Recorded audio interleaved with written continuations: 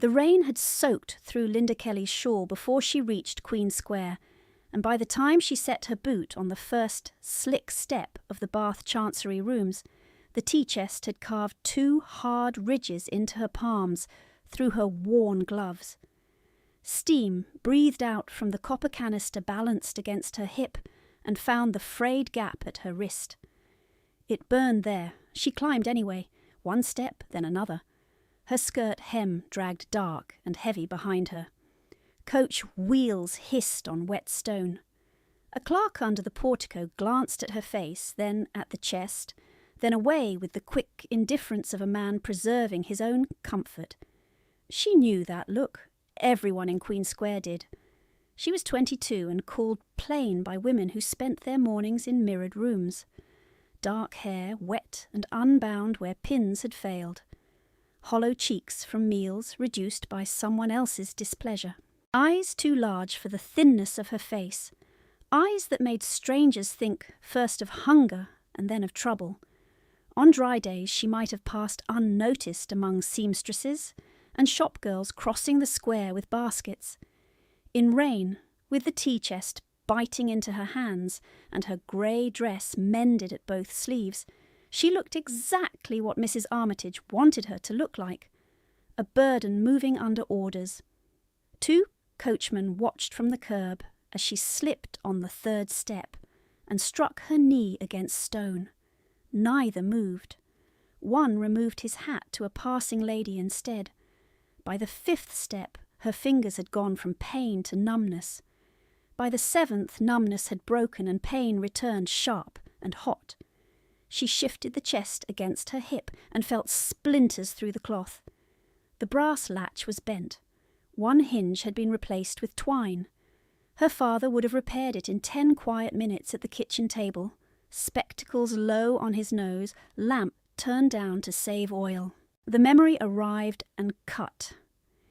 He had been dead 11 months, felled by a fever that took him in 4 days after he settled debts, not his own. He had paid every note with his name on it, and 2 that were not, because he believed honour could be accounted for on paper. She had held his hand while he apologised for leaving her with uncertainty. He had tried to smile when he said it. The smile had failed. She paused beneath the portico to adjust her grip. Rainwater ran from the edge of her hair into her eyes. The porter at the outer door frowned, not at her condition, but at the drip from her hem onto the tile. "You are late," he said, though she was not. Mrs. Armitage had sent her out before dawn with 1 shilling and exact instructions. Darby's blend, fresh leaves, no substitutions, and no delay. Linda had walked from the townhouse to the market, and from the market to Queen Square with the chest and canister, because the carriage was reserved for her stepmother and stepsisters. Her left shoe had taken water 3 streets back. Cold had settled between her toes and stayed there. Mrs. Armitage requested immediate service, she answered. The porter stepped aside as if admitting a crate. She crossed the threshold and carried the weather in with her. Inside, the warmth from the lower corridor made the burns on her wrists throb harder. Her stomach tightened at the smell of bread from an upper room she would not enter. She had eaten crusts at dawn in the scullery, standing because her place at table had been removed 1 small decision at a time. First, no breakfast on days with callers, then no supper when her stepmother judged her expression insolent, then no place at all unless invited. Shoes reassigned to one of the Armitage girls when leather was still sound. Letters from old school acquaintances lost before reaching the hall tray. Introductions withheld in drawing rooms where Mrs. Armitage spoke of her stepdaughter in the 3rd person, while Linda stood 3 feet away, holding cups.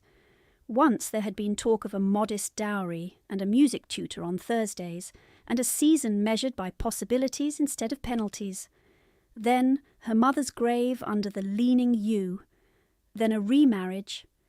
Then the slow conversion of a house into a system. The servant's stare smelled of damp wool and old polish. Linda took it, 2 steps at a time, chest against her ribs, canister knocking her thigh. A maid coming down flattened herself to the wall and gave a quick, apologetic glance. "Miss Kelly!"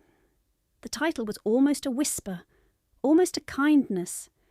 Linda nodded once and kept moving. The upper landing opened into a service passage behind the Chancery waiting chambers. Voices pressed through the panelling, men discussing probate schedules, pens scratching, the muted rustle of expensive silk from the principal room where clients waited to be recognised by law. Mrs. Armitage had chosen this building for the day's business because it carried the authority of stone and ink. In private, she called Linda ungrateful. In public, she called her unfortunate. Both words meant disposable. Linda set the chest on the pantry table and flexed her fingers open one at a time. The skin across her palms was ridged and white where the handle had pressed. She unwound her gloves. A thin blister had risen under her right thumb. She tore a strip from an old apron hem and wrapped it tight, then shook tea leaves into the warmed pot as instructed. 4 spoons for the large room, 2 for the solicitor, 1 for the clerk, and 1 extra because Mrs. Armitage disliked strength but demanded colour.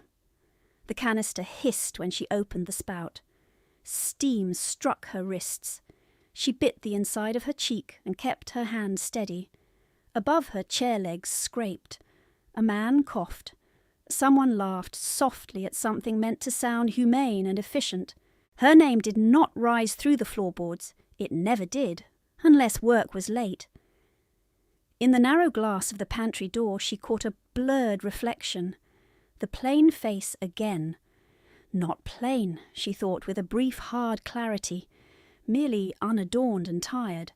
Her father had once called her striking when she came downstairs with ink on her sleeve and a sonata in her hand. He had loved precision. He had loved her handwriting. She still wrote in the attic by candle stubs, when she could save enough wax from spent tapers, copying legal phrases from discarded notices, learning where power hid in clauses no one read aloud. That private discipline had become her one steady possession. Linen could be taken. Shoes could be reassigned. Invitations could be denied. But words, once learned, stayed where no one could confiscate them. She measured tea by habit and listened to the room above by syntax, hearing where voices tightened around names and money and kinship. A bell rang once from the principal chamber. Service! She lifted the tray. Porcelain rattled against silver. The tray was heavier than it appeared because of the pot and the additional hot water, and because her shoulders were still sore from hauling coal buckets at first light before being sent to market. She crossed the service passage, pushed through the baize door, and entered a room lined with shelves of ledgers and bound wills. 3 clerks stood near the hearth. 2 solicitors sat at a long table. Mrs. Armitage occupied the chair nearest the fire, lavender silk pooling around polished boots. Her daughters, in pale blue and rose, watched the rain beyond the window, as if weather were a performance arranged for their amusement. Mrs. Armitage did not look at Linda when she held out her cup. "Warmer," she said, "and do not bruise the leaves this time." Linda poured, hands steady, eyes lowered. The nearest solicitor glanced at her sleeve, saw the worn stitching at the cuff, and moved his papers as if protecting them from contamination. One of the daughters leaned toward the other and murmured, not quietly enough, "She smells of smoke again." Linda had cleaned 2 chimneys that week when the sweep failed to arrive. The smell did not leave quickly. She set the 2nd cup down, then the 3rd. A drop spilled onto the saucer near Mrs. Armitage's hand. It was less than a coin. Her stepmother's fingers closed around the fan on her lap. For one suspended instant, Linda knew the motion. The fan came down across her shoulder, sharp through wet wool, not enough to mark, enough to instruct. "Clumsy," Mrs. Armitage said, smiling at the room, voice light as if remarking on weather. No one spoke. Linda inclined her head. "Yes, ma'am." She lifted the pot and stepped back. Her shoulder burned where the ivory ribs had struck. Shame followed the pain by a half beat. Hot at the base of her throat, she swallowed it. At the far end of the table lay the docket for the afternoon matter, partly covered by blotting paper. She did not read it directly. She read the visible fragments while turning to leave. Estate of Thomas Kelly, supplemental codicil, petition for immediate execution. Then the elder solicitor unfolded the page and read clearly, "Mrs. Margaret Armitage, sole beneficiary. Linda Kelly, an unreliable dependent, dismissed by nightfall with 1 satchel and no references." The letters sat in black ink, as neat as any prayer and twice as merciless. Her pulse kicked once, hard enough to blur the edges of the room, then settled. She had known this day was coming from the pattern of whispers, the sudden haste, the request that she carry tea herself.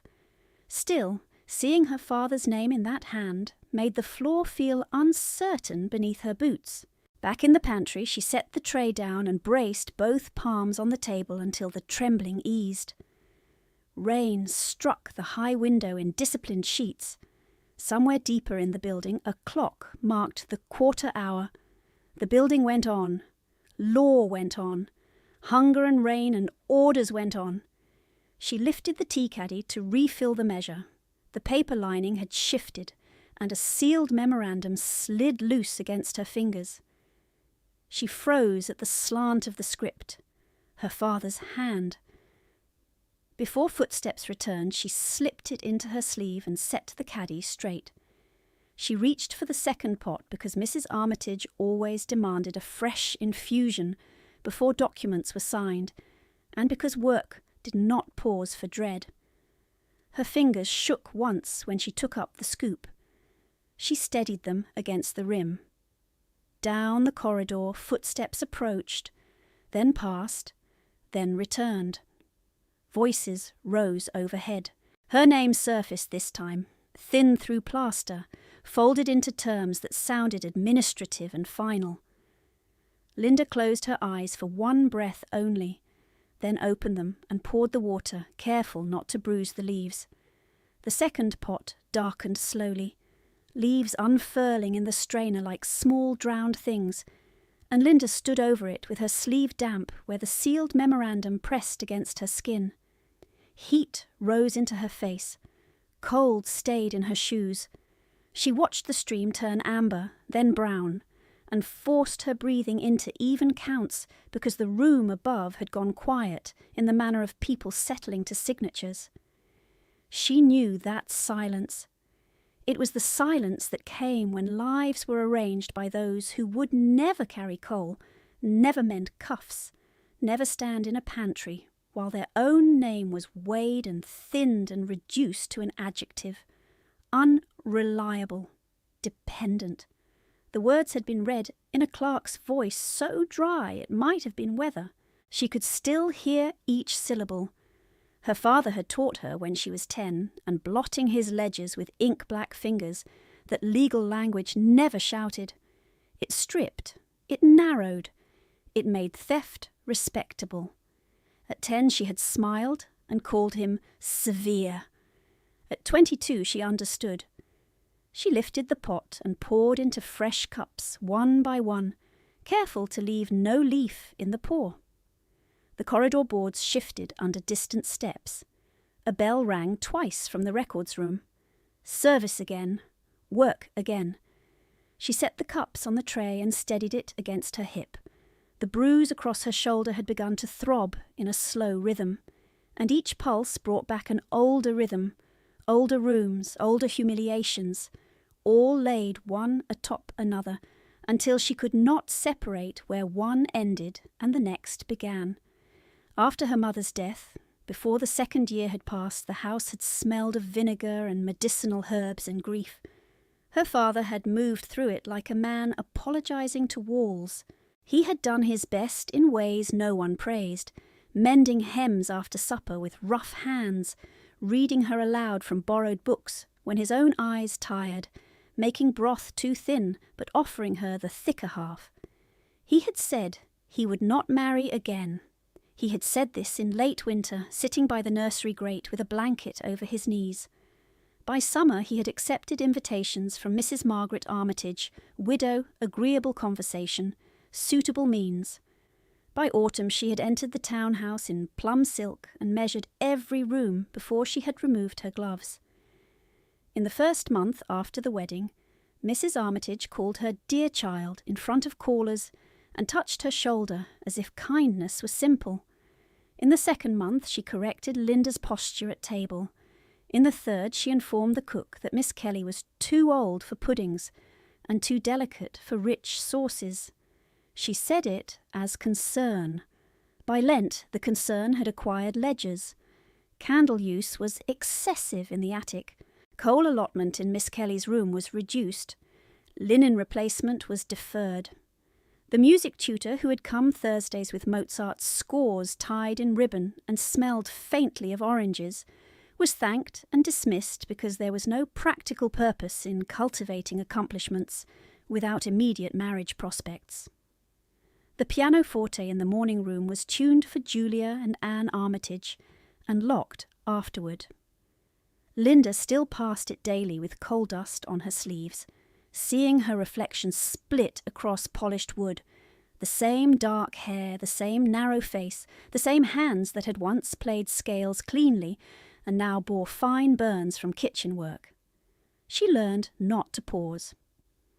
By the second week of November that year, she had begun to eat standing in the scullery, even when there was room elsewhere, because sitting invited remark and remark invited punishment.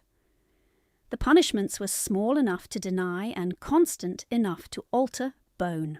A slice removed from supper for speaking too little, a cup withheld for speaking too quickly, boots exchanged because Anne preferred the sturdier pair, and Linda could make do with cracked leather if she stuffed the toe with rags.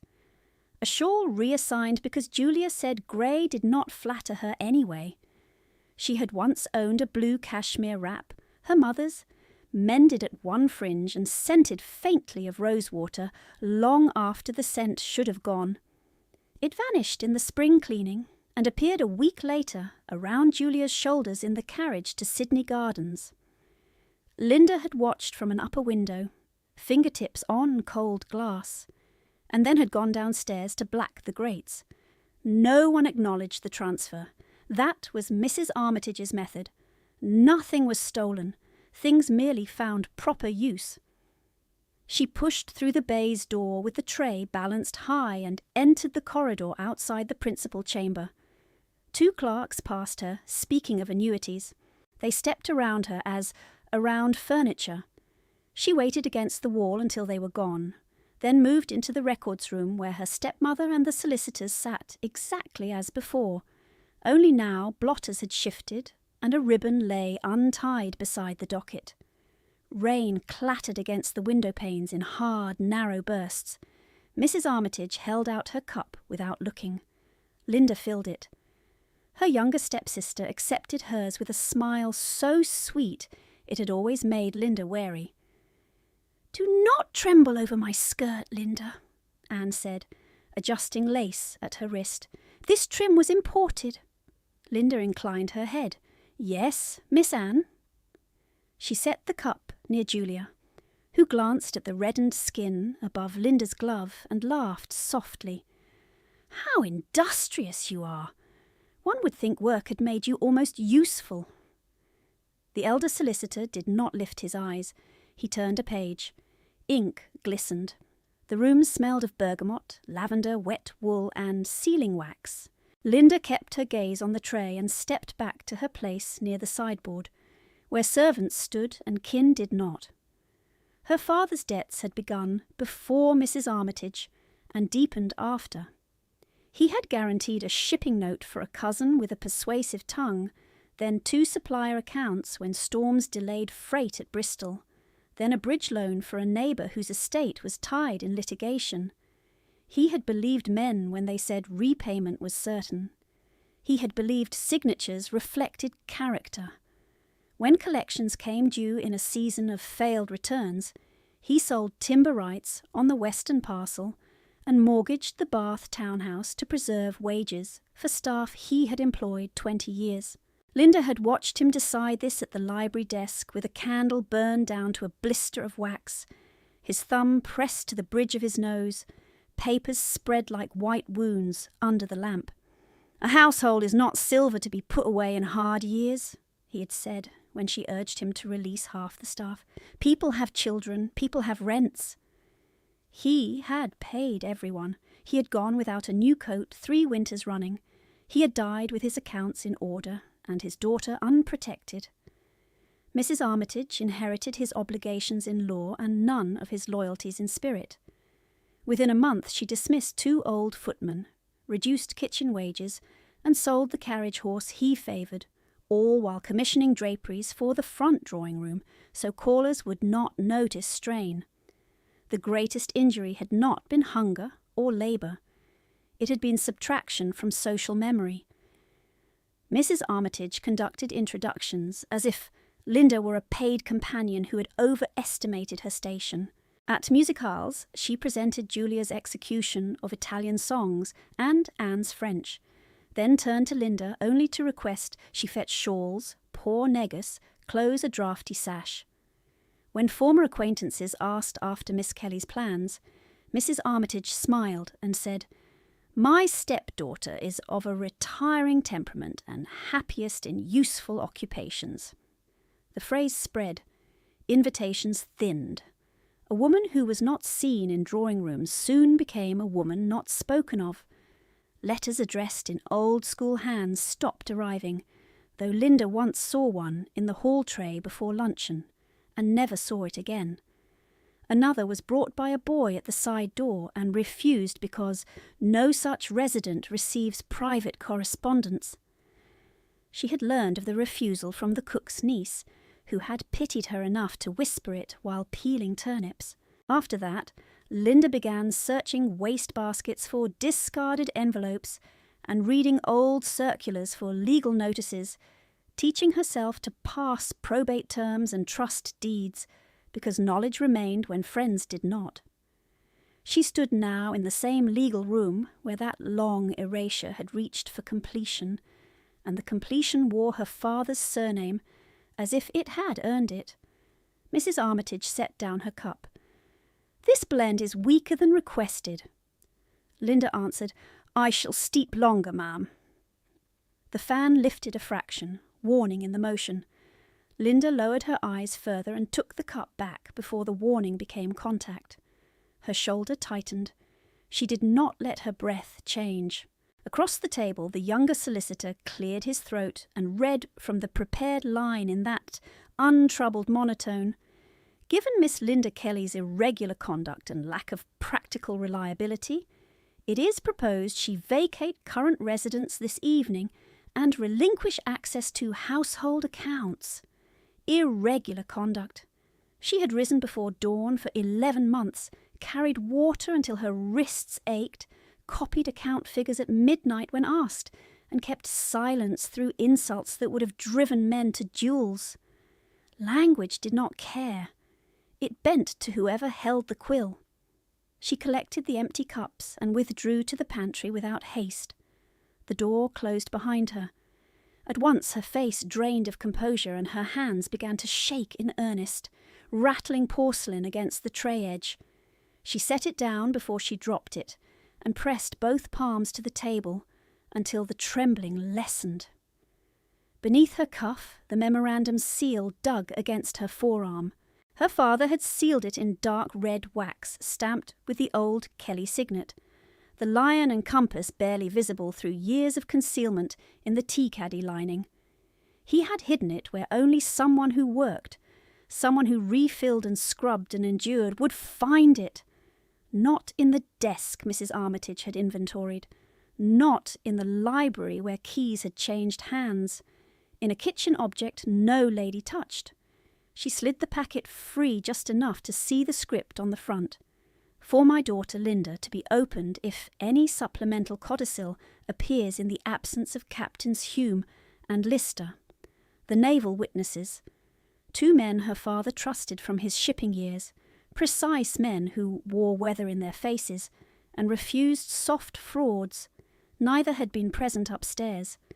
She knew that with sudden, clean certainty. No captain's voice had entered those rooms. No heavy sea-boot tread in the corridor. Only soft shoes, dry voices, perfumed fabric. A knock struck the pantry door. "More hot water!" called a clerk. "At once!" She tucked the memorandum back into her sleeve, deep enough to hide the seal, and turned to the kettle. The coal under it had burned low. She fed 2 scuttles, waited for the grate to catch, watched flame take with a hungry orange rush. Through the wall came fragments of conversation, names, dates, property lots, references to immediate enforcement. She moved with steady economy because panic wasted movement, and she could not afford waste. When the water rolled, she filled the canister, wiped the spout, reset the tray. Her mind, trained by years of denied speech, sorted facts in silence. Father dead 11 months. Original will witnessed properly. Supplemental codicil presented today without named captains. Language designed to remove her before challenge could be lodged. 1 hidden memorandum now in her sleeve. She did not need hope. She needed sequence. She lifted the tray again and faced the door. In the narrow pane of glass, her reflection wavered with steam. Dark hair escaping pins. Pale face sharpened by hunger. Eyes too large, yes, but clear. Not plain. Not unreliable. Not dependent. She pressed her thumb once against the memorandum through the fabric, a private oath, then carried the tea back toward the room where they had already begun to divide her life. She carried the tray through the baize door and stepped into a corridor that had changed shape in the span of 1 breath. Voices collided at once. A clerk shouted for sealing wax. Another called for the revised docket. A man in scarlet and cream livery, rainwater still running from his hat brim, stood at the records room threshold with a folded packet held high as if it were a warrant for war. "Special messenger," he said to no one and everyone. "Order for immediate execution of the supplemental codicil in the Kelly matter, by instruction of Mrs. Armitage's counsel." The words struck the walls and came back harder. Linda felt the tray tilt and corrected it by instinct. Porcelain rattled. Steam stung her knuckles. From the side passage, near the waiting benches, came a child's sharp cry, thin with fright, then the sound of someone trying and failing to quiet him. The building that had seemed carved from procedure a moment before now throbbed with urgency, and each pulse pointed toward one end. Remove Linda Kelly now, remove her quietly, remove her before she spoke. Mrs. Armitage appeared in the doorway with lavender silk whispering around her ankles, and both daughters close behind, their gloves pearl pale against the dark corridor. She did not ask what the messenger had brought. She already knew. Her smile flashed toward the clerks as if this scramble were a minor inconvenience in her otherwise orderly day. Then she turned to Linda, and the smile vanished as cleanly as a candle pinched out. "You have no function here any longer," she said. "Go to the service entrance. You are dismissed." Linda held the tray steady. "Ma'am, I have not received—" Mrs. Armitage stepped in, fingers hard at Linda's upper arm, pushing her toward the back stair. "1 satchel, no references. You heard the reading." The pressure on her bruise made her breath catch. Julia's voice floated over her shoulder, low and pleased. "Do not create a scene, Linda. It is vulgar in women without prospects." Anne added, "If she delays, have her removed." The messenger shifted his weight, uncomfortable but silent. A clerk looked directly at Linda's face and looked away again. From the side passage the child cried out once more, louder this time, as if the air itself had narrowed around him.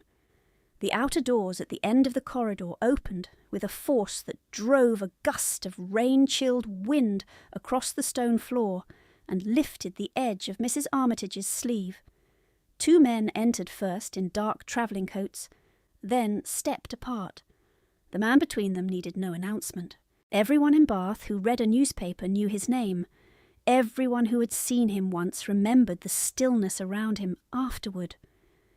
The Duke of Norwood crossed the threshold with wet light on his shoulders, broad as the doorframe, dark hair rain-slicked back from a face cut in hard lines and marked at the temple by a pale scar that disappeared into his hairline. His jaw looked hewn from winter rock. His eyes were not grey and not blue, but some colder union of both, the colour of deep water under cloud. He wore no ornament beyond a signet ring and the ducal seal at his watch chain. Mud marked the hem of his greatcoat, proof he had come fast and not comfortably. He walked with only the faintest favouring of his left leg, enough to suggest an old wound and a stubborn refusal to yield to it. At his appearance the corridor reassembled itself. Clerks straightened. The messenger bowed. Mrs. Armitage's daughters dropped curtsies that were half fear, half theatre.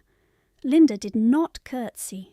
She was in motion, driven by Mrs. Armitage's hand and the command to disappear. The tray was between them. The corridor narrowed to silk, steam, and stone. She turned, and then she struck him. The tray edge hit the brass button of his coat with a hard knock. The pot lurched. A ribbon of fresh tea arced through the cold corridor light and spilled across his gloved hand, his cuff, and the exposed skin above Linda's right glove, where the wool had frayed away. Heat bit deep. She hissed through her teeth and clamped her fingers tighter around the tray handles to keep it from crashing to the floor. One cup slid and shattered anyway, porcelain ringing once against stone. Silence followed with unnatural speed. Even the child in the side passage stopped crying for a beat, startled into breath. "Forgive me, Your Grace." The words came automatically. Her skin burned. Tea ran down her wrist into her sleeve and found the hidden memorandum. Panic flashed bright and focused. If the seal softened in the heat, if the paper stained, if that single chance dissolved against her arm, there would be no second chance. He did not step back. He did not curse. He looked first at the tray, then at her hands, then at her throat where the bruise shadowed the skin above her collar. His expression did not change. His voice, when it came, was low enough that everyone heard it because no one else was speaking. "Stand still." She froze. Tea dripped from his glove to the floor between them. He stripped the glove off with his left hand, dropped it on the tray without asking permission, and caught her wrist before she could pull away. His touch was firm, not rough. The burned skin at her wrist had already gone red, and a thin white blister was rising beside an older mark from the pantry kettle. He turned her hand once, reading damage like a line of text. Her pulse hammered against his fingers. She could feel the corridor watching. She could feel Mrs. Armitage willing her into silence. "My lord, if she has injured you, I shall have her taken out at once," Mrs. Armitage said, stepping forward with practised alarm. "The girl is clumsy and overexcited." His gaze stayed on Linda's wrist. "You are Mrs. Armitage." It was not a question. Mrs. Armitage drew herself taller. "I am Margaret Armitage, co-beneficiary in the Kelly estate matter, presently concluding in this building." "Presently?" he repeated, then released Linda's wrist and looked at her face with a directness that felt like being pinned to a wall. "Name." She had spent 11 months learning the cost of speech. She knew exactly how this could end if she chose wrong. One word from him, and she would be in the rain with no reference, no roof, and no legal standing anyone would respect. One word from him, and the memorandum in her sleeve might still die unread. Her mouth was dry. Her shoulder throbbed where the fan had struck. The child down the passage whimpered again, a ragged sound of breath pulled too fast. Linda lifted her chin a fraction. "Linda Kelly, Your Grace." The title landed. A clerk near the records room door inhaled sharply. The messenger glanced from her to the Duke and back, as if recalculating every instruction he had been given. Norwood's eyes narrowed by a degree. "Thomas Kelly's daughter." "Yes, Your Grace." Mrs. Armitage answered at once, words arranged for authority. "Stepdaughter by marriage and dependent by legal designation. Regrettably unreliable. Her removal has been authorized. We were just dispatching her when she blundered into your path." Linda heard herself speak before caution could leash it. The words came crisp, stripped of apology, as if they had waited years for one opening. "Your Grace, they are altering my father's will while I serve them tea."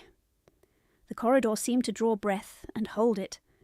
Julia made a soft sound of outrage. Anne whispered, "She lies." Mrs. Armitage's perfume sharpened as she moved closer. "You overstep monstrously," she said to Linda, voice barely above a whisper. "Not another word." Norwood did not look at Mrs. Armitage. "Who is they?" Linda kept her eyes on him. "Mrs. Armitage, Mr. Bellam and Mr. Stroud. The supplemental codicil was read without the witnesses my father named for any such instrument." Mrs. Armitage gave a small laugh, meant to suggest inconvenience, not fear. "This is servant gossip, elevated by grief. My lord, the poor girl has been under strain. I have managed her as kindly as circumstances permit." His gaze shifted to Mrs. Armitage at last, and the corridor temperature seemed to drop with it. "Do not speak of kindness while her wrist is blistered and her throat marked." No one answered. Rain struck the high windows in hard, slanting lines. By the noon bell at St. Michael's, the light in the corridor had gone from grey to gunmetal, and every face looked carved. The messenger, eager to return to script, cleared his throat and held out the folded packet.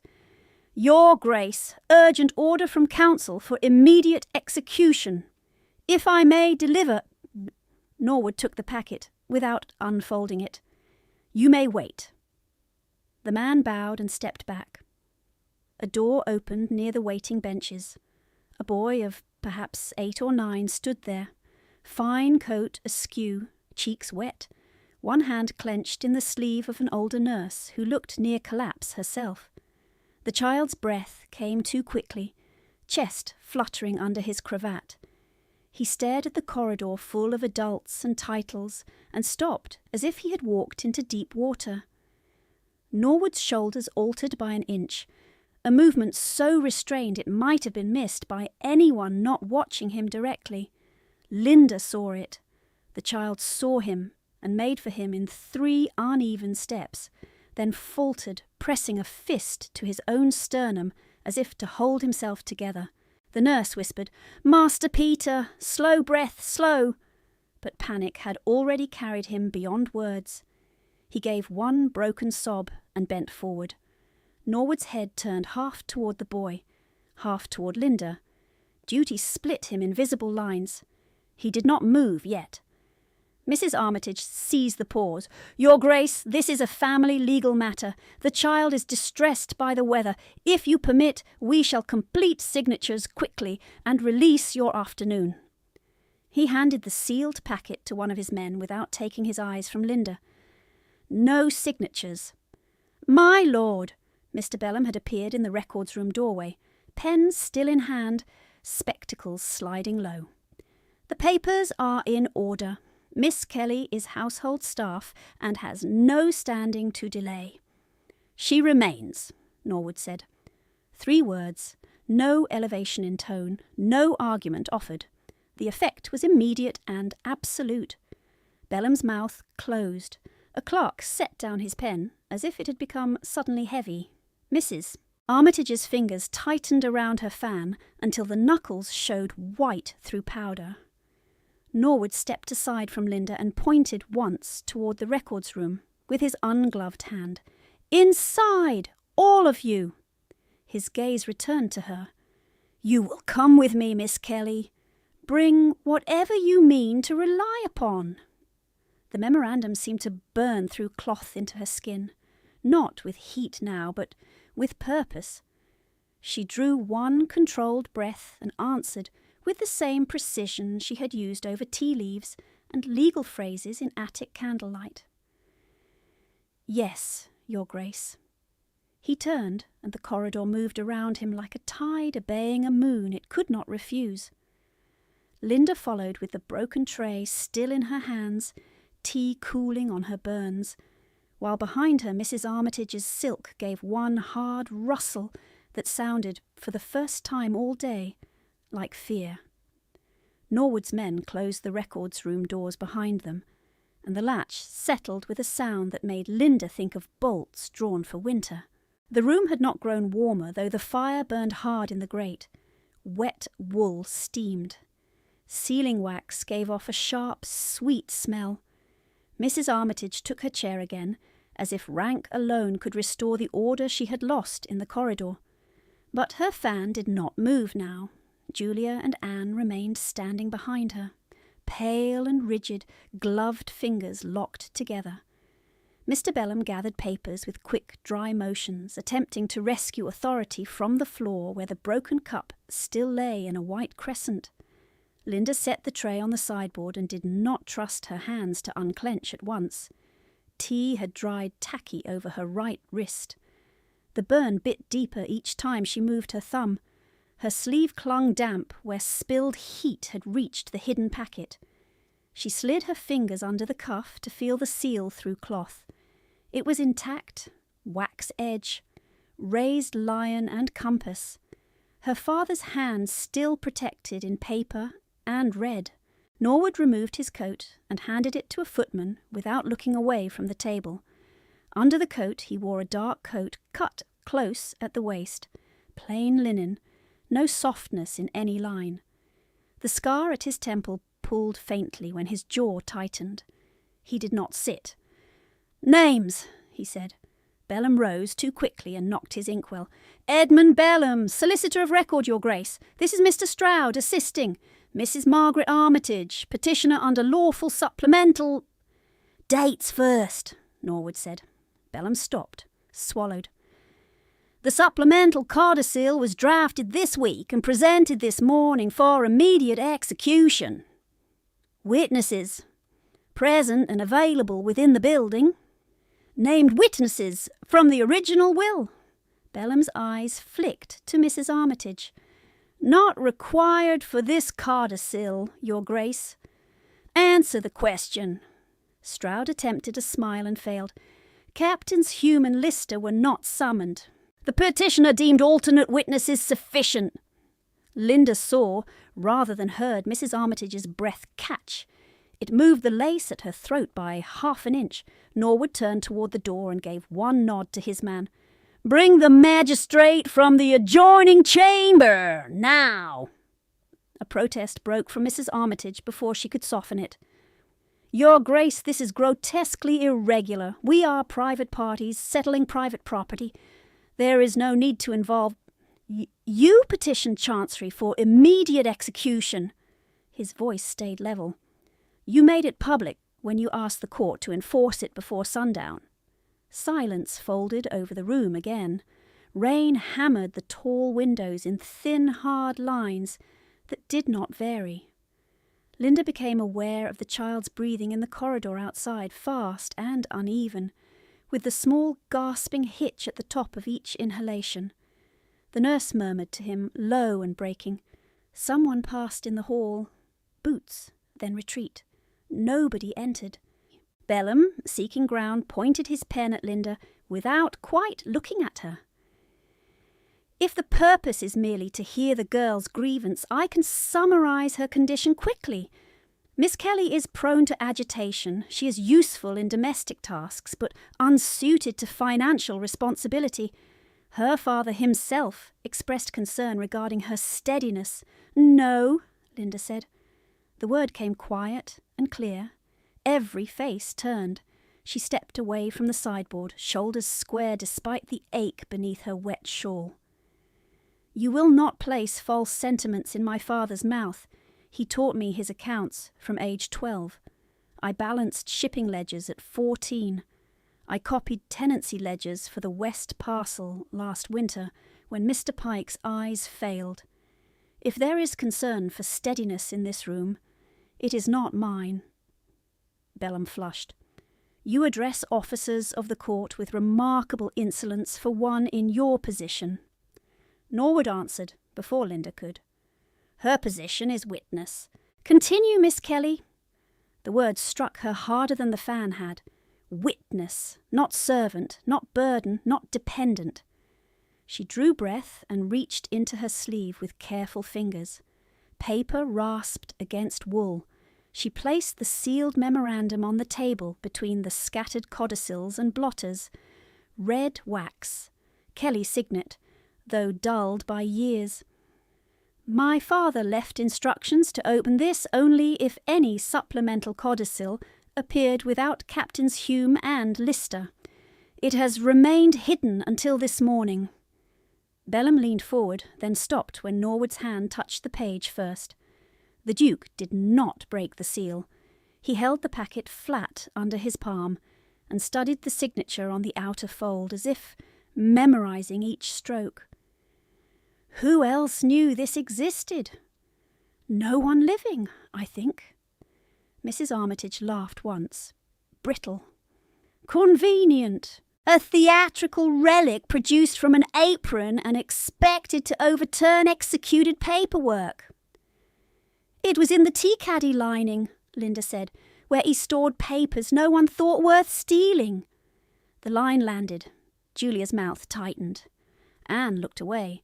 The door opened. A magistrate entered with rain on his shoulders and irritation already prepared, then saw Norwood, saw the table, saw the sealed packet, and recalculated his expression into solemn neutrality. Your Grace, Mrs. Armitage, gentlemen, you requested my immediate presence. Norwood gestured to the documents. Contested codicil in the Kelly estate. Questions of witness omission and coercive removal. We proceed now. The magistrate removed gloves one finger at a time. Very well. Let all parties remain in place. His gaze moved to Linda. Miss Kelly, you are contesting execution? Yes, sir. On what grounds? She touched the memorandum with two fingertips. Fraud by omission of required named witnesses and defamation used to force summary eviction before review. Bellum made an outraged sound. Defamation? Sit down, Mr. Bellum, the magistrate said without heat. You will have your turn. By the time the clock in the outer hall struck 1, the hearing had narrowed to paper, wax, and breathing. The magistrate read the original will clauses aloud. Stroud produced the supplemental codicil with trembling precision. Norwood asked questions that gave no one room to perform. Who drafted, who copied, who carried, who paid? Linda answered only what she knew, and refused embellishment, though each answer seemed to pull skin from old wounds. Mrs. Armitage denied pressure, denied haste, denied every small cruelty with the polished confidence of a woman who had rarely been required to prove anything. Then Peter's panic broke fully in the doorway. He had been silent for several minutes, perhaps from exhaustion, perhaps from fear of interruption, standing with the nurse near the jamb and trying to become unseen. At some point his cravat had been retied too tightly by anxious hands. His face went grey beneath the freckles. He pressed one fist under his ribs and bent, drawing air in shallow pulls that did not reach deep enough. The nurse caught his shoulders. Master Peter, Look at me! Breathe! He could not. A sound tore out of him, not quite a cry and not quite a word. His knees buckled. The quill in Bellum's hand paused above wet ink. Stroud half rose. Nobody moved quickly enough. Linda was already across the room. She reached the boy as he slid against the doorframe and knelt on cold stone, skirts spreading in spilled tea and rain grit. Her own case, the memorandum, the magistrate, the room full of rank and calculation, dropped behind her as if a curtain had fallen. She put one hand at Peter's back, one at his wrist, pulse racing, skin cold and damp, eyes unfocused with terror. "Peter!" she said, low and steady.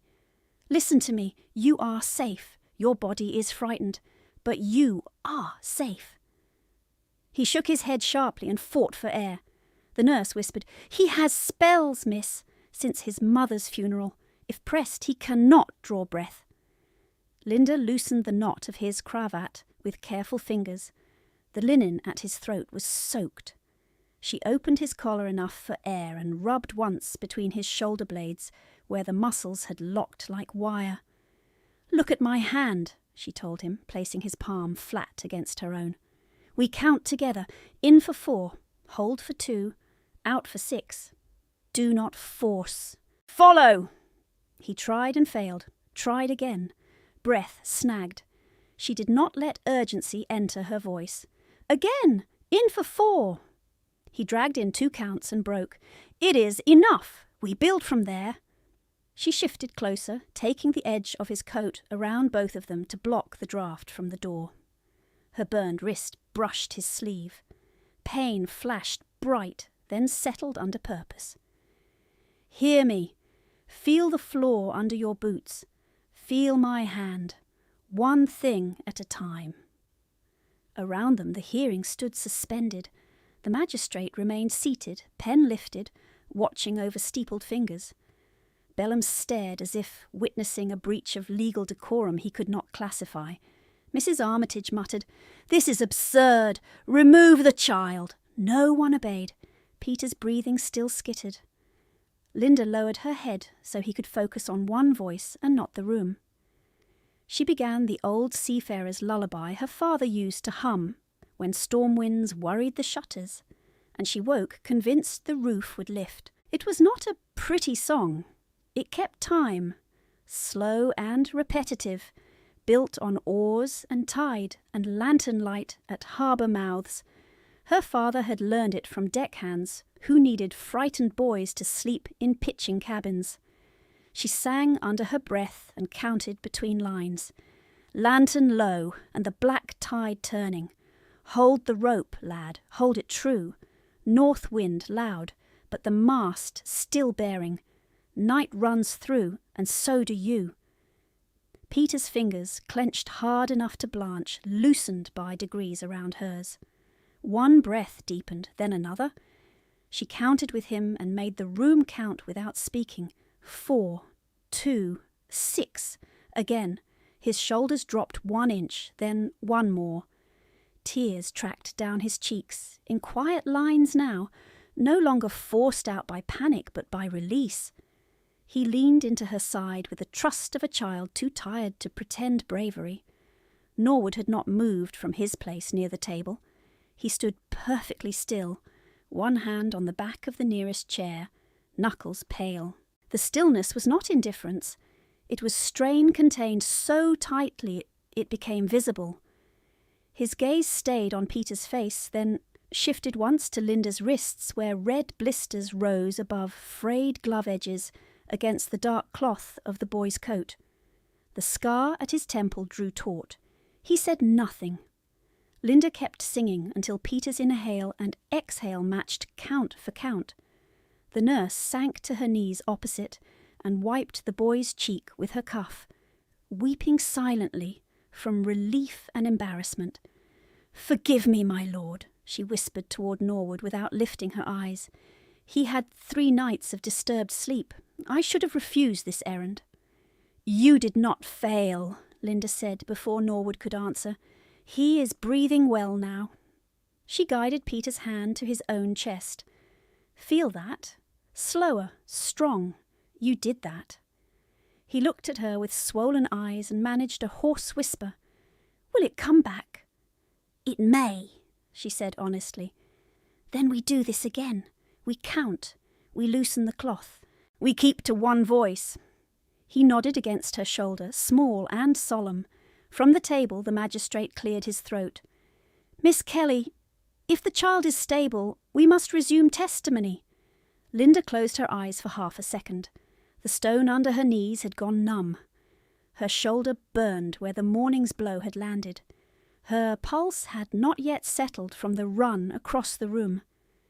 She wanted to remain where she was until the boy slept, until the shaking left his hands entirely. But the memorandum waited. Her father's name waited. Procedure waited for any gap to swallow her again. Peter's fingers tightened around hers as she shifted. "Do not go," he whispered, panic fluttering back at the edge. She made herself smile, small and certain. "I am not leaving the room. I shall be there." She pointed to the nearest chair by the hearth. "You will sit with Mrs. Finch. You will drink water in small sips. You will watch the window and count each raindrop trail to the sill. If your chest tightens, you lift your hand and I come back at once." He studied her as if weighing a contract. Then he gave one stiff nod. The nurse helped him stand. His legs trembled but held. Linda rose more slowly, using the doorframe for balance. She hoped no one noticed. As she turned, a line of pain ran from her wrist to her elbow, where the skin had blistered under fresh heat. She tucked her hand into her sleeve and returned to the table. A drop of Peter's tear had darkened the cuff of her dress. Ink had dried on the contested page while she knelt. The wet signature line had gone matte. Evidence had waited for breath. Norwood pulled out a chair for her. It was the first object anyone had offered her in that room all day. "Sit," he said. She sat because her knees would not have held much longer, and because refusal would have been theatre she did not have strength to perform. The magistrate looked from her to the boy by the hearth, then to the packet at centre table. His expression had changed, not softened, but sharpened toward clarity. "Let the record reflect," he said to the clerk, "that proceedings paused due to a medical distress at the doorway and that Miss Kelly rendered immediate aid successfully." He dipped his pen. "Now, we open the memorandum." Bellum shifted, eager and anxious at once. "Sir, before opening a private packet of uncertain origin, I must object to admissibility." Norwood spoke without raising his voice. "Your objection is noted." It did not sound like a request. The magistrate took the packet, examined the seal, compared it against the ring impression on the original will, and held both up to the window light where rain turned the glass to moving iron. "The crest appears consistent, wax age consistent, fold wear consistent with concealment." He set it down and reached for the paper knife. Linda watched the blade rest against red wax and felt, with almost physical force, the room tilt toward whatever waited inside her father's hand. Behind her, Peter counted raindrops under his breath with grave concentration, each number a thin thread tying him to the present. Across from her, Mrs. Armitage's fan had gone still as carved bone. Norwood stood at her shoulder, close enough that she could feel the warmth of him through damp wool, yet he did not touch her. The knife pressed. Wax began to split. The knife pressed. Wax began to split. The magistrate worked the blade cleanly under the seal and lifted the fold with two careful fingers, as if the paper itself might protest rough handling. A dry crackle moved through the room. Rain kept striking the windows in narrow silver lines. Linda could hear Peter by the hearth, counting softly under his breath. 9, 10, 11. The numbers steadied her more than any prayer had done that day. The magistrate flattened the memorandum and read the first line silently, then again aloud, so the clerk could record each word. To any officer of court before whom this memorandum is produced, I, Thomas Kelly, being of sound mind, declare that no supplemental codicil concerning my daughter's residence, character, or inheritance shall be valid unless witnessed in person by Captain Elias Hume and Captain Robert Lister, both formerly of His Majesty's Navy, whose signatures I have lodged in prior instruments. He paused. His brows drew together. Further, any attempt to remove Miss Linda Kelly from Kelly House by summary order shall be presumed coercive and contrary to my intent. Belham half rose, colour flooding his face. This is private sentiment, not dispositive law. It cannot supersede a formally drafted codicil. Sit, Norwood said. Belham sat. The magistrate continued. I appoint the Duke of Norwood, if living in England, to review any disputed alteration in recognition of his prior service as independent co-executor of certain shipping trusts held in my name. The room altered in one silent, brutal turn. Mrs. Armitage's fan slid from her fingers and struck the table edge before falling to the carpet. Julia stared at Norwood with open disbelief. Anne looked as if she had swallowed ice. Linda did not move. Her father's hand was there on the page, firm, slanted right. The same pressure on the downstrokes she had watched by candlelight at 12. The same decisive loops he used when he was angry and trying not to show it. He had known. Months before fever took him, he had known enough of the future to place one guard where no one would think to search. Her throat tightened so suddenly she had to press her tongue hard to the back of her teeth to keep breath even. Norwood did not look at Mrs. Armitage. He remained beside Linda's chair, one hand on the carved back, still as quarried stone. Read the final paragraph, he told the magistrate. The magistrate obeyed. Should my daughter be spoken of as unstable, unreliable, or dependent by any party seeking to profit from her displacement, let this memorandum stand as my sworn contradiction. She is literate in accounts, exact in figures, and less easily deceived than those older than she. If she produces this document, believe her first and test all others after. No one spoke for several seconds. The fire popped in the grate. Peter reached 22 and started over at 1.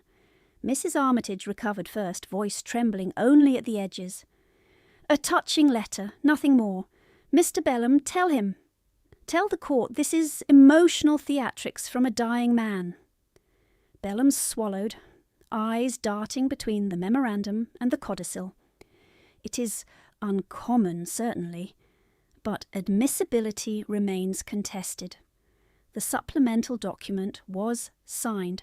Alternate witnesses were present. We may proceed while reserving objections. By whose instruction was the phrase unreliable dependent inserted? The magistrate asked. Belham blinked. It reflects observed household realities. And by whose instruction? He hesitated one fraction too long. Stroud made the mistake of answering for him. Mrs. Armitage requested clarity for enforcement. The magistrate turned to the clerk. Record that response verbatim. A hard rustle of silk. Mrs. Armitage stood so quickly her chair legs scraped. I will not be interrogated like a criminal over domestic management. The girl is disobedient, erratic, and prone to dramatics. She has manipulated this room with a child's indisposition and a hidden scrap of paper. She stepped around the table toward Linda, with that old certainty in her posture, the certainty of private punishment delivered in public spaces, just beyond what others deemed actionable. Her hand lifted, 2 fingers extended, aiming for Linda's shoulder where bruises did not show through wool. Norwood moved once. He did not raise his voice. He did not seize her wrist. He placed himself between them with one deliberate step, and caught the edge of the table, blocking the path with the sheer line of his body. No one touches Miss Kelly again." The sentence went through the room like a drawn blade. Even rain seemed quieter for a beat. Mrs. Armitage stopped. "Your Grace, this is outrageous. She is my responsibility." "She is not." The words were flat, final. "She resides under my roof," Mrs. Armitage said, trying for hauteur and finding strain. "I determine discipline there." Norwood's gaze did not soften. "You no longer determine anything in this matter until the court rules." The magistrate inclined his head. "Correct. Pending review, Miss Kelly is under court protection within these chambers." He looked to the guard at the door. "If any party attempts physical coercion, remove that party at once." The guard bowed. "Yes, sir." A quarter-hour later, when the hall clock struck 1:30, the hearing resumed under a pressure so concentrated Linda could feel it in her teeth. The magistrate compared seals with a magnifying lens fetched from the clerk's box. He examined the codicil ribbon, the ink flow, the witness attestations. He questioned Stroud about drafting sequence. He questioned Bellum about fee transfers. He questioned Mrs. Armitage about timing, urgency, and the order to evict by nightfall with one satchel and no references. Each answer she gave narrowed into contradiction against a paper already in evidence. Through it all, Norwood remained standing at Linda's shoulder. He did not sit when invited. He did not pace. He did not drink the untouched tea cooling near his hand. Stillness became its own declaration. When the magistrate requested that Linda show her wrist as corroboration of immediate service labour and recent injury, she extended her hand without thought. Pain flared white when cloth pulled at the blistered skin. Before she could withdraw, Norwood spoke to the footman behind him. "Cold water, clean linen, salve, if this building has any." Mrs. Armitage gave a short laugh, brittle and loud. "Now we nursemaid servants, in the middle of probate." Norwood did not turn. "Now we prevent further harm while you answer questions." The footman returned with a basin and folded cloth. Linda tried to take it herself. Her fingers failed on the first fold. Heat and strain had stiffened them. Norwood took the cloth, dipped it, wrung it once, and held it out. Hand. It was a command. Also, an offer no one had made her in years. She obeyed before pride could interfere. The cold struck the burn and made her jaw tighten. He did not remark on it.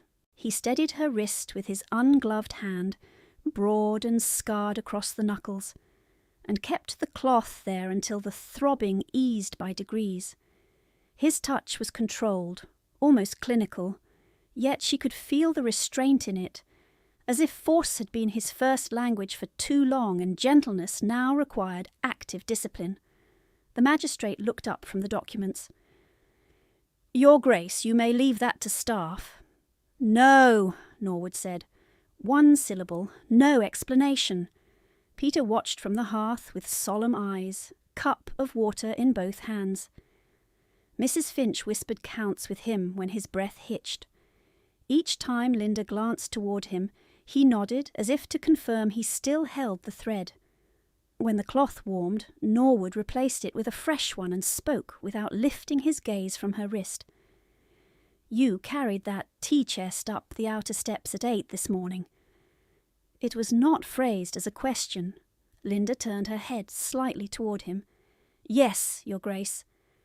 "In rain, without carriage?" "Yes." "You slipped on the 3rd step and struck your knee." Her breath caught. "You were told that?" "I had your morning recounted before we entered this room." He set the cloth down, examined the new blister with a look more severe than any sympathy would have been. "From testimony and the marks on you, I know what was done.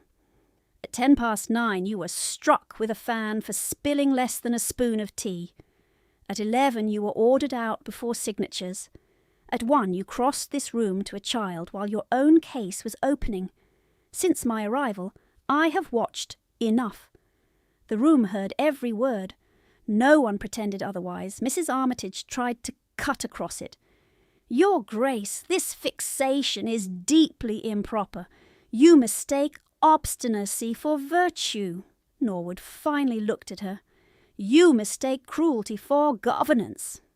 He turned back to Linda, voice low, meant for her and yet carrying to every corner. "You were never the dependent. You were the only honest witness." The line settled into her chest with almost physical force. For one moment she could not answer. She had spent so long being misnamed that accuracy itself felt like impact. Honest witness. Not plain, not burden, not tolerated, seen. She lowered her eyes because the room was watching and because tears would have been used against her if they fell. They did not fall. She pressed her lips together once, then said, "Thank you, Your Grace." His mouth shifted by a fraction, not quite a smile, something harder and rarer. "Do not thank me yet." Across the table, the magistrate cleared his throat and resumed in a voice sharpened by decision. Given the memorandum's conditional language, the omitted named witnesses, and the coercive enforcement attempt, this supplemental codicil is suspended pending full fraud review. Effective immediately, no eviction may proceed. No transfer from Kelly accounts may be executed. No personal papers may be removed from Kelly House without court seal. Belham closed his eyes briefly, as if struck. Stroud began gathering his pages, and then stopped when the guard moved one step forward. Mrs. Armitage sat down with a stiffness that looked like fury held in bone. "This is temporary," she said through a controlled smile. "I shall petition higher review." "You may," the magistrate replied. "You will do so without touching Miss Kelly, without directing her movement, and without access to disputed funds." Julia spoke for the first time in many minutes, voice thin. "Mother!"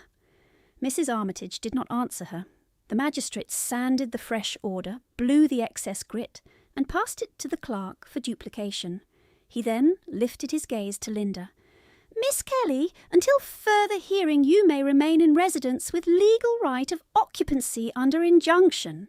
If you prefer alternate lodging for safety, the court can arrange temporary placement." Before Linda could form a response, Norwood spoke, clipped and calm. "She will not return alone today." That, too, could not be taken back. The magistrate considered him, then nodded. "Accepted. Escort to be provided." Outside the windows the rain began to ease, not stopping, only thinning from sheets to steady lines. The light shifted from iron to pewter. Peter reached 30 on his count, without faltering. Mrs. Finch squeezed his shoulder and looked toward Linda with wet gratitude she did not voice. Norwood released Linda's wrist only when the clerk brought the copied order and the first signature dried. He stepped back half a pace, enough for propriety, not enough for distance. "Can you stand?" he asked. "Yes." "Do not prove it too quickly." His glance dropped to where her wet hem clung dark at the knee she had struck on the stairs. "You are limping." She had not realized until he said it. "It is minor." Liar. The word was quiet, not cruel. A plain naming.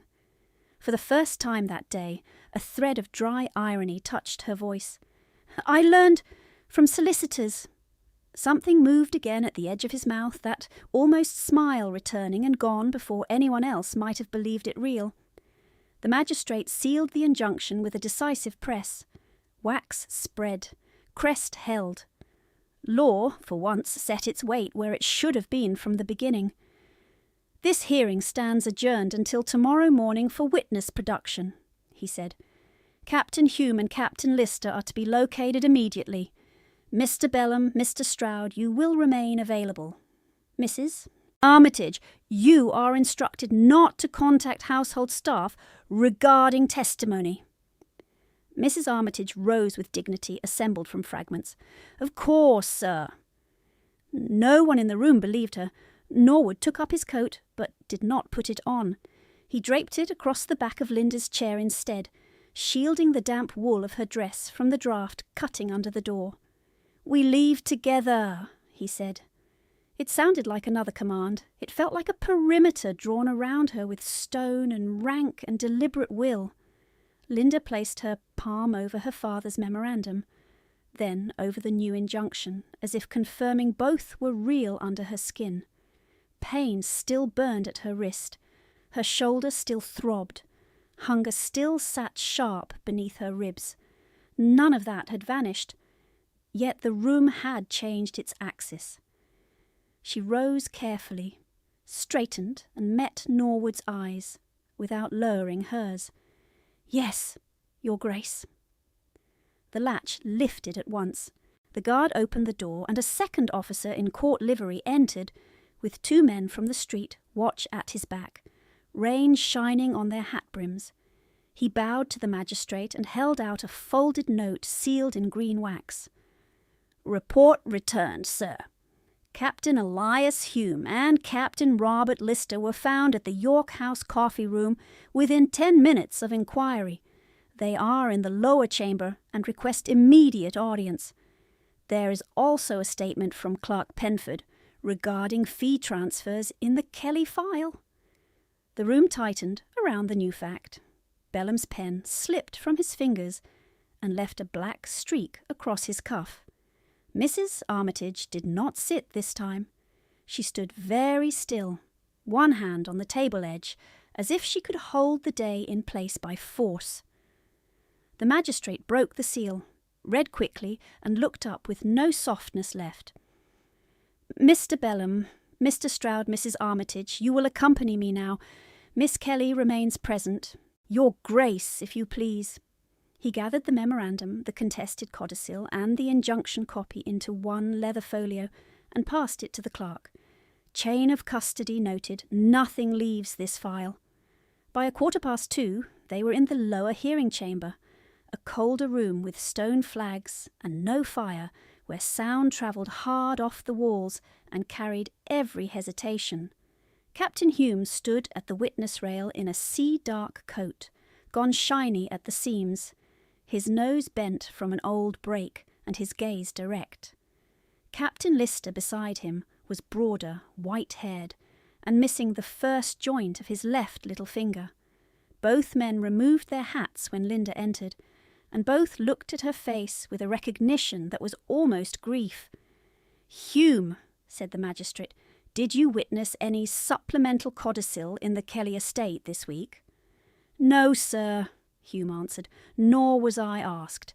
Mister, Kelly told me plain 3 months before his death that if any codicil touched his daughter's standing, my name and Lister's were to be on it in person, or the paper was dung."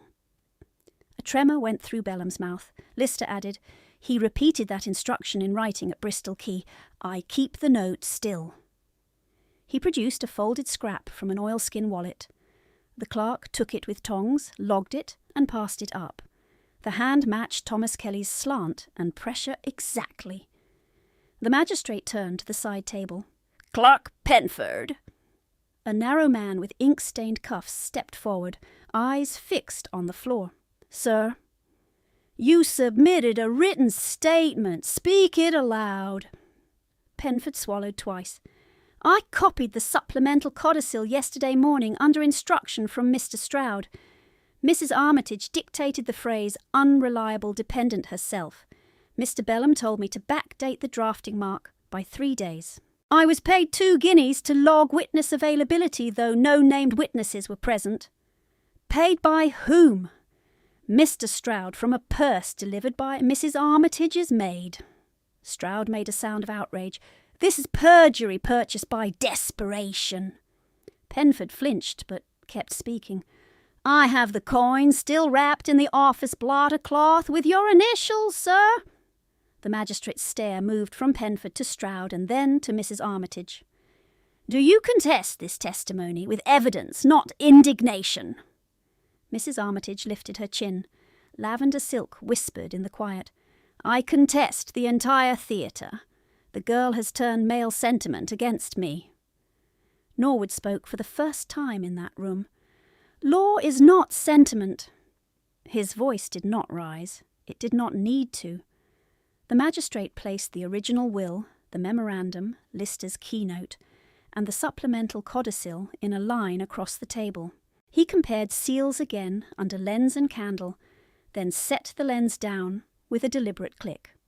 "On the evidence presented and witnessed, the supplemental codicil is void for fraud in form, fraud in attestation, and coercive intent. Effective now, it is invalidated in full." Belham closed his eyes. Stroud sat heavily on the nearest bench. Mrs. Armitage did not move at all. The magistrate continued, each clause clear as iron. "The temporary injunction is converted to final order this day. Miss Linda Kelly is restored as principal heir under Thomas Kelly's original will. Her residence rights in Kelly House are immediate. Household and estate accounts are returned to her authority under court oversight pending inventory completion. The defamatory language entered against her is struck from record and replaced with a finding of malicious fabrication." The clerk wrote fast, sanded and copied while the ink was still wet. Norwood stood at Linda's side without touching her. She could hear Peter in the passage outside with Mrs. Finch, counting softly again, the pattern now steady and almost proud. "Regarding criminal conduct," the magistrate said, turning toward the guard, "Mrs. Margaret Armitage is to be escorted from Chancery under charge of fraudulent filing and attempted unlawful dispossession. Mr. Stroud and Mr. Belham are remanded for inquiry and may post bond by morning under restriction. From estate practice." Mrs. Armitage finally found movement. She took one step toward Linda, face white beneath powder. "You ungrateful little—" The guard moved between them before the sentence finished. Norwood did not look at Mrs. Armitage.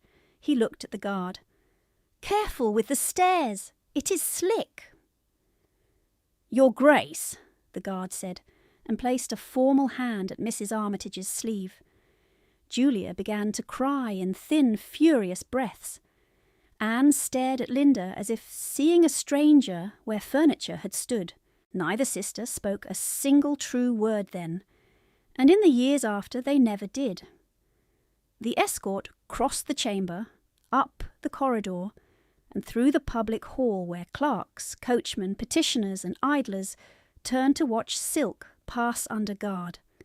The same building that had been prepared to swallow Linda by dusk now recorded in full daylight the woman who had arranged it being led out under charge. The rustle of lavender moved down the stairwell and disappeared into rain. By 10 minutes to 4, the final order was entered in the register. Linda signed first where the magistrate indicated, her hand shaking only on the first letter, then steady through the rest. Linda Kelly. Norwood signed beneath as co-executor witness. Captain Hume and Captain Lister each added their names in bold, sea-hardened strokes. The memorandum was docketed, sealed in court envelope 47B, and copied for estate archive and personal retention. At the magistrate's instruction, one certified copy was placed in Linda's satchel by the clerk himself. Another was sent by mounted courier to the Land Registry Office before closing. A third was delivered to Kelly House with 2 court officers to secure desks, ledgers and keys before sunset. No item remained unaccounted. When the chamber emptied at last, only Linda, Norwood, Peter and Mrs. Finch remained by the narrow window where rain had thinned to a fine grey veil. Peter stood straight in his small boots and presented Linda with grave ceremony the handkerchief she had used at his collar. It had been washed and pressed by some determined hand in the servants' room downstairs. "You said one voice," he told her. "I counted to 100 twice. I did not run." "You did very well," she said. He glanced up at his uncle. "Is she coming with us?" Norwood's gaze stayed on Linda. "If she chooses." Mrs. Finch red-eyed with relief, curtsied and guided Peter toward the door. "His tea is waiting, Your Grace, Miss Kelly." She paused, searching for words she did not quite permit herself, then settled on, "The house at Norwood keeps faith when given." When they were alone, silence pressed close, not empty, only charged. The wet light made Norwood's scar paler and the line of his jaw harder. He set his gloves on the sill and spoke with the same clipped precision he had used all day, except now the restraint carried something raw beneath it. "Come to Norwood as steward of the Kelly lands. You know those books better than any man I can hire. You read motive from ink. You do not bend under pressure." He held her eyes. "If trust grows, come as my wife." Rain ticked at the pane.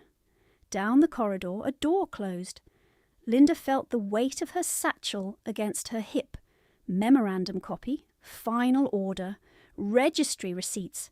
Her father's hand restored to law. She could have said yes from gratitude and hated herself for it by winter. She could have said no from fear and called it prudence while something true withered from neglect. Instead, she chose the one answer that honoured the day. "I will come as steward now," she said. "I will come as wife when I can offer that word without debt." His face remained carved and unreadable for one long breath. Then he nodded once. "Honest witness," he said quietly. "Still." By the first week of May, the apple trees near St. Michael's had opened in pale bloom, and the rain held off until afternoon as if the season itself had chosen not to intrude. Linda stood at the parish register table, in ivory silk, cut plain at the throat, her dark hair pinned without jewels, Peter solemn beside Norwood, with a ring cushion held like state treasure. Captain Hume and Captain Lister signed as witnesses again. Mrs. Finch cried without concealment. There were no Armitage names in the pews. No one asked after them. The vicar turned the book toward her. She took the pen and wrote with the same exact hand her father had praised by lamplight years before. "Linda Kelly Norwood." Norwood signed beneath, then set his hand over hers for one brief, public second that said more than any vow he had struggled through aloud. That afternoon they returned not to Norwood first, but to Kelly House. Court seals had been removed from the library door that morning. Dust lay on the long table. The pianoforte key, once kept from her, sat in the lock. Linda crossed to the shelves, touched the spine of her father's ledger book, and opened the first page where his old annotation remained in brown ink. "Figures are a moral language when kept honestly." Norwood set the registry certificate beside it. "We start with tenant arrears and roof repairs," he said. "Yes, and you will not carry tea chests in rain again." She looked at him, at the man who spoke in commands because tenderness had once cost him too much, and answered with calm precision, "Then you will not ask me to be less exact than I am." His mouth shifted, that small hard landmark she had learned to read. Not quite a smile, entirely assent. In the doorway, Peter began counting under his breath, out of habit, then stopped at 3 and laughed at himself, breath easy. Linda turned the library key, opened the windows to the mild May air, and set water to boil for tea in her own kitchen on her own terms, with no one left in the house who could call her lesser.